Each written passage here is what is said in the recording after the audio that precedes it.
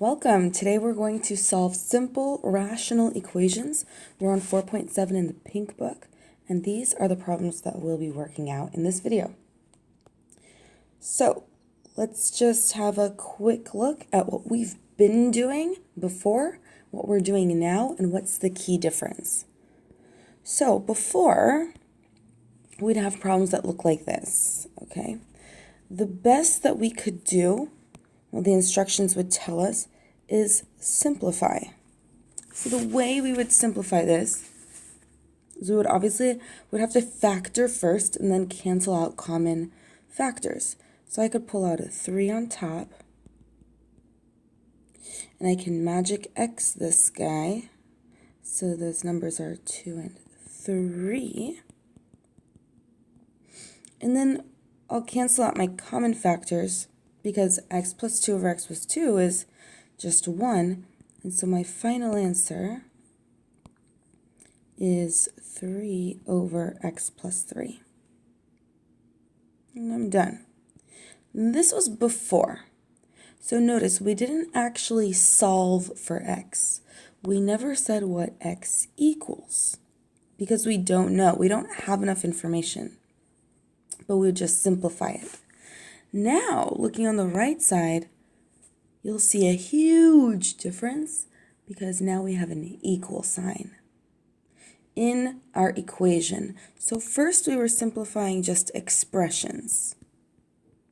Now we're going to solve for x. We're going to solve the equation. An equation is a series of expressions that are connected. There's a relationship between them with an equal sign. So now, when you see solve in these problems, just know this. You're going to find out what x equals, and it's going to be some number. You might even get more than one answer sometimes. Okay, but we're going to be solving for this lesson. So let's do a practice problem, and I'm going to lay out the steps for you here on the right. Okay. So for this problem, we're just doing an example. We want to get rid of our denominators, okay? So these fractions, they're kind of getting in the way of solving for x. So what I'm going to very cleverly do is find first the least common multiple of my denominators. So since this 4 doesn't have a denominator, I'll put it over 1. And the LCM, or the least common multiple, for these denominators is going to be 6. They can all multiply into 6. Now I'm going to take that LCM and I'm actually going to multiply each term by 6. Actually, I'm going to go ahead and be consistent. I'm going to multiply on the right side. So notice I'm not interested in getting common denominators. I don't care at all. You'll see why in just a second. Okay, I'm not just multiplying 2 by 6. That's not what I'm doing. I'm multiplying this entire fraction by 6 over 1, right? So I need to put the x plus 2 in parentheses. So now I can properly cancel. Check this out. The 6 and the 3 simplify to just leave me with 2 on top. Wow, my denominator just disappeared. Because remember, 3 goes into 6 2 times. Same here with my second term. The 6 and the 6 cancel each other out. I'm left with just a 1. And over here on the right side, my denominator was already gone. So I'm just going to leave this by itself. So check out what we just did. We just did step 1. We found the LCM. Then we multiplied each term by the LCM. And we just finished step 3. We cleared the fraction, aka we got rid of the denominators. So get rid of denominators. Yeah, every time your denominators are going to disappear, which makes sense because if we choose a number that all of our denominators multiply into, then they should all cancel. So let's do our last step. We're going to distribute and solve. So here's what that means. I have a 2 left up top times x plus 2. So I'm going to distribute this in. I should really write 2x plus 4. That's what's left over. Bring down the plus sign here. Now I'm left with, for my second term, just 1 times x minus 1. So just x minus 1. Bring down the equal sign. And on the right side, I'm left with 24. Oh my gosh, look at how wonderfully easy we have it now. This is like an Algebra 1 problem. All we have to do is combine our like terms. So let's do that. I have 2x plus x, that's going to be 3x. 4 minus 1 is plus 3 equals 24. I'm going to solve, minus the 3 on both sides. 3x equals 21. And then divide by 3. X equals 7. So that's how we're going to solve all of these problems. I want you to pause the video right here and copy down these 4 steps. Let them guide you for the rest of our problems. Okay, let's start problem number 1b. So a little more challenging because now I have variables in my denominator. But we're going to do the same process. If I want all of these denominators to disappear, then I'm going to make sure I multiply each term by the LCM. My least common multiple, observing my denominators here, is going to be 10x squared. Right? Each of these denominators can multiply into 10x squared. Like, for example, 2x squared just needs to be multiplied by 5. Right? 5x squared just needs to be multiplied by 2. And x just needs to be multiplied by 10x. So that's how I'm going to prove to myself that I chose the right LCM. But remember, we're not interested in getting common denominators at all. We're interested in deleting, removing, canceling the denominators. So we're going to multiply each term, not top and bottom, just on the top by 10x squared. And I just want to show you really quickly why that's okay. If I have this, let's say, like 2 plus 1 equals 3. Okay, we can all agree that this is true. I'm going to do some math on both sides of my equal sign to keep the balance of the equation. If I multiply the left side by 4, and I multiply the right side by 4, then as long as I do the same on the left and on the right, I should be good. This should still be true. So let's see. I'm not just multiplying the 2 by 4, I'm multiplying both the 2 and the 1. So I'm really distributing. I have 8 plus 4 equals 12, which is true. I know that this is true. So what I'm showing you is that when we multiply both sides of the equal sign by a number, you're really doing this. I'm going to rewrite it. You're really multiplying each term by that number. So this is 4 times 2, which is 8, plus 1 times 4, which is 4. So that's why our step 2 up here makes sense. It says multiply each term, because technically we're multiplying both sides by the same thing, but what we're doing is we're distributing the 10x squared, just like we did with this 4, into both around the plus or the minus sign here. Okay, so we're multiplying each term by the LCM for a reason. Okay, so coming back. Step 3 says we're going to now cancel and simplify. So we're going to be really careful. This 10 cancels with the 2, leaves me with a 5 on top, and the x squareds will disappear. Next term, this 10 cancels with the 5, leaves me with a 2 on top, and my x squareds again disappear. Now in our last term, my 10 stays. It doesn't cancel with anything on the bottom, but this x disappears, leaving me with an x to the 1 up top. So I'm going to rewrite this as just x, because the squared got canceled out. So So let's rewrite what we're left with. So in my first term, I'm left with 5 times 1, which is 5, equals 1 times 2, which is 2, minus 1 times 10x. Great. Let's finish solving. So I'm going to subtract the 2 on both sides. I'm left with 3 equals negative 10x. I'm going to actually write the equals 3 on the right side because it's easier for my brain when my x is on the left. Last step, divide both sides by negative 10. So x equals negative 3 over 10. Ta-da!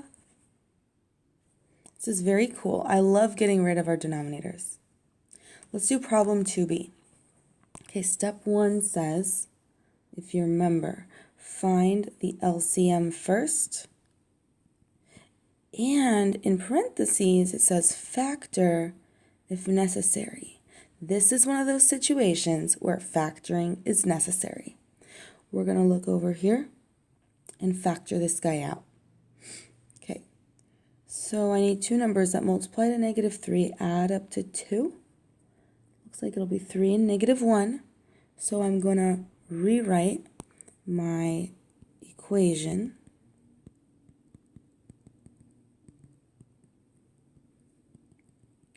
X plus 3, x minus 1. Now I can look at my denominators. I'm going to put in all my invisible parentheses and find my LCM. So in this case, my LCM is going to be, well, I'll look at what we have in common everywhere. It's an x plus 3 and an x minus 1. So I'm going to now go ahead and very carefully, leaving room so that I can see my work, multiply each term by my LCM. So let's do that here. X plus 3, x minus 1, x plus 3, x minus 1, and even my last term, every term needs to be multiplied by x plus 3 times x minus 1. Are you ready? Let's watch the magic happen. It's time to cancel. So in my first term, my x plus 3's cancel. In my second term, my x minus 1's disappear. And in my third term, everything, both of my terms cancel, but the negative 20 stays. So now let's distribute and solve. We're in the last step. In my first term, we have to carefully multiply 5 times the x and times the negative 1. So we've got 5x minus 5. Okay, now in our second term, careful, we have a minus sign here. So I am going to have to remember that that minus sign is stuck with the 7. I'm even going to just write it with this negative 7 because this negative needs to get distributed as well. So I've got minus 7x minus 21 equals negative 20. Combine like terms and let's solve. So I have 5x minus 7x, which is negative 2x, minus 5 minus 21, which is minus 26, equals negative 20. We're going to add 26 to both sides. I'm left with negative 2x equals 6. Divide by negative 2, x equals negative 3. Amazing. Amazing. Okay. Now there's a potential awkward situation here with x equals negative 3 for this reason only. Look back at our original equation. What would happen if we actually plugged in x equals negative 3? Look at your denominators. Do you notice what would happen here? If I plug in negative 3, negative 3 plus 3 equals 0. It would make my denominator equal to 0, and we know that anything, I'll call it monkey, divided by 0 does not exist, is an error. So I should pay attention to my excluded values from the beginning, which are going to be negative 3 from this portion and positive 1. x cannot equal -3 or +1. That means this is an extraneous solution. It's a bad answer. It doesn't actually work. So I'm left with no solution for this problem. Unfortunately, but that's okay. It happens sometimes. This problem, we got one answer, but actually it was one of our excluded values. So this problem has no solution. That's okay. Let's do another one. Okay, problem number 3.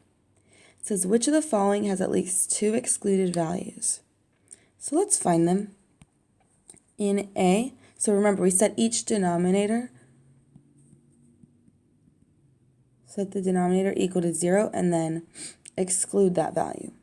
So here, x cannot equal 0, and same here, x cannot equal 0. Only one excluded value. For B, x cannot equal +1, and x cannot equal 0. So this one has at least 2 excluded values. For C, okay, we've got some work to do. We have to factor this first. So the two numbers that will multiply to 16 and add up to -8 are going to be -4 and -4. So that means my excluded values here are going to be from this term 4, from this term 4, and from this term 4. Only one excluded value even after all that work. Okay, so that's not our answer, neither A nor C. D must be our solution, but let's prove it. I need two numbers that multiply, so I'm factoring this piece here, to 2 and add to 3. Those will be 2 and 1. This gives me x plus 2 times x plus 1. So it looks like my excluded values are going to be from here, -1, -2, and -1 again. So this one has at least 2 excluded values.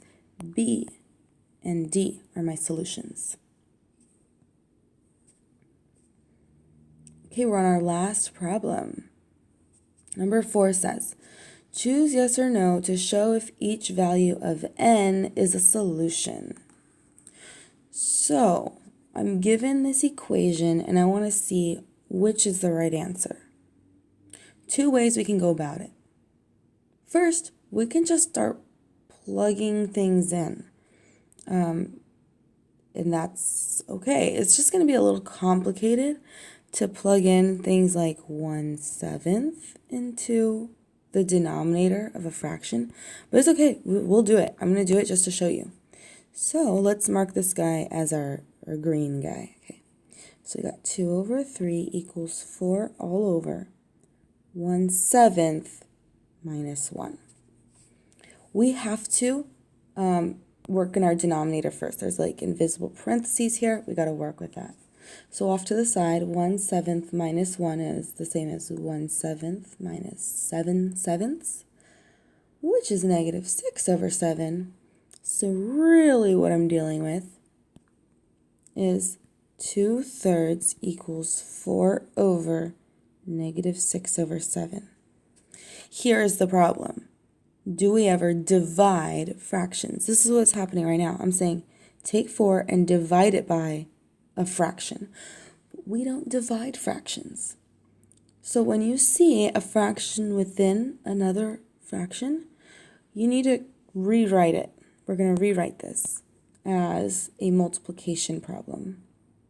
This is going to be 4 over 1, not divided by -6 over 7, but rather multiplied by the reciprocal. And let's see if this is true.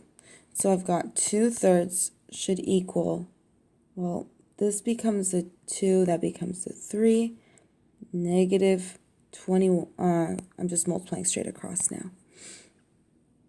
14 over -3. That's not true. This is not true by any stretch of the imagination. So you can go ahead and plug stuff in just like that to see step by step if it's going to work. Okay, 7 is much easier. Let's plug that in. 2/3 equals 4 over 7 minus 1. So 2/3, parentheses first. 4 over 6 simplifies to 2 over 3. So this is true. 2/3 equals 2/3. This is the right answer. You can try 6 and 13/2 and show yourself it doesn't work. But I'm going to right now do it method 2, which is actually solving it our normal way. So we're going to find our LCM, which is going to be the product of these two denominators, and I'm going to multiply both sides by our LCM. Next step, we'll cancel. So this guy, my 3's disappear, and over here my n minus 1's disappear, so we're going to distribute and solve. That's going to be 2n minus 2 equals 4 times 3, just 12. Okay, I'm going to subtract, or I'm going to add the 2 to both sides. I get 2n equals 14. N equals 7. It confirms what we found via the plug-in method. Okay, that's all I've got for you today. Check out how much we did. We are so good at this. Oh my gosh, we are such hard workers. So I hope that that was helpful for you, and good luck with the rest of your homework. Oh my God, that's so much work. Good for you.